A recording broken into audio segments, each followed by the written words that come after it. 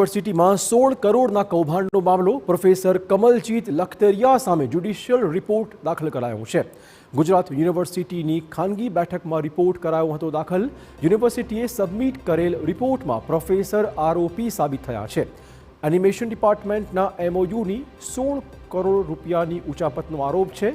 પ્રોફેસરે તેમના સગા સંબંધીઓ અને પત્નીના બેંક એકાઉન્ટમાં આ રકમ ટ્રાન્સફર કરી હતી।